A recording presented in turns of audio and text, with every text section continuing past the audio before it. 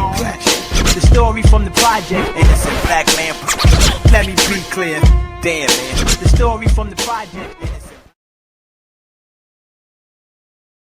What up, YouTube? Welcome back to the Small Account Channel. Today is day number 84. Most of y'all been with me from the beginning. And y'all remember when I said we just have to endure long enough to start to see exponential growth in our accounts. Y'all remember when we hit the $600 level.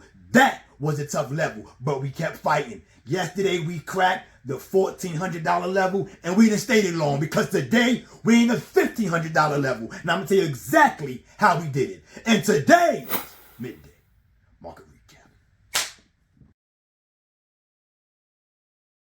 All right, y'all, let's go over the trades from this morning. We got into about 5 trades, but we had to be patient today because patience pays. Almost every profitable trader that I've ever watched, a part of their strategy is patience because you have to wait for the A quality setup. There was a couple of setups today that you was able to get into if you like to trade key levels. That's what I did today. Our first trade of the day was on SPY. Let's pull it up. It should be coming on your screen in just a moment. All right. At 9:30, it wasn't a lot of energy in that candle, so you know we waiting. We're being patient. 9:35, the same thing. A candle of indecision, but it is kind of sitting on the 10 EMA. It's at 9:40, and we want this to the upside. It comes down to the 200-day moving average, which is sitting at 604.15. I noticed that became a level of support. As that candle closes, I jump in, and we ride this bad boy up for the entire next candle. We stayed in this bad boy from 9:40 all the way to 9:45. We got out 9:46 on the next candle. That was our first trade of the day, and we won on that. That was a nice trade to start the day off good because, you know, I've always said it a number of times, I don't like to trade from a position of handicap, so I really be making sure that my first trade is a green trade. All right, on our next trade was SPY to the downside. We got into this at 10 o'clock. SPY to the downside, 10 o'clock. So 9:50, that candle was a red candle. All right, 9:55 was still kind of trying to get back up. I'm still watching it. We get into this at 10 o'clock to the downside. And I'm thinking to myself, I don't think it really wants to go up. So at 10 o'clock, we jump in and it squeezes up. So I'm saying, Dad, I think we got on the wrong side. But I never go full size all the time. As it squeezes up, I add one more contract at 10:02. SPY tries to squeeze up, but the bid smack it down. You can see that wick right there. That wick let me know it's not going to go higher right now because it's running into a key level at 605.40. You can see the line there. I'll put it on the chart. And on the next candle, it begins to fade down. And that's the candle that we get out of on that downward pressure. And that allowed us to make another green trade on the day. Pretty much, we ain't lose today, pretty much. I don't think so. We're going to go through right now. On the next trade, we stayed in the SPY. This one was to the upside at 10:32. Here we go, 10:32. At 10:15, it comes back up to that key level. It wants to retest it. Now, I think SPY wants to go up now because the 10 EMA is starting to trend up. But I'm not going to front run this. not going to front run this because I need to see it break through that key level and close above that key level at this particular time because the energy is what it is. So I'm watching this at 10:15.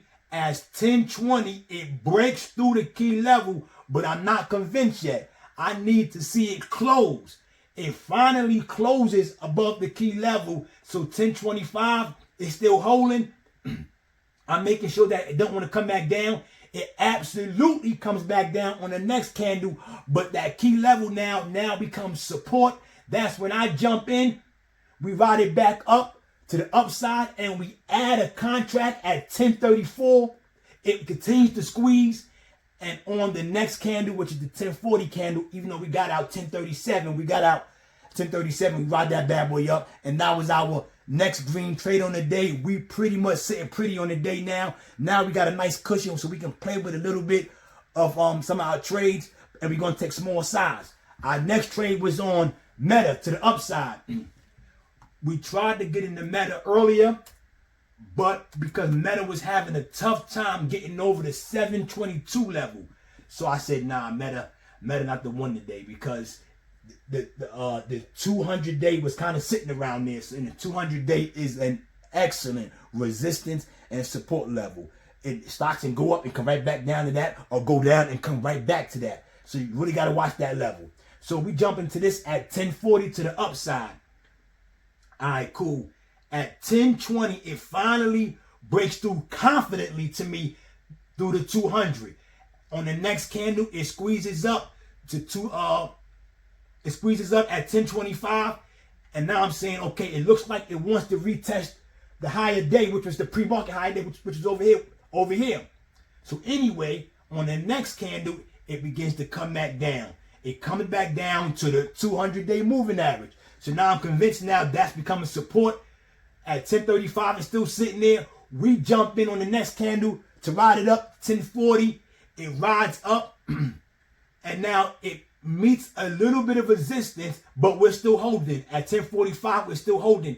It comes back down a little bit, but not convincing enough that it wants to reverse. So we're still holding.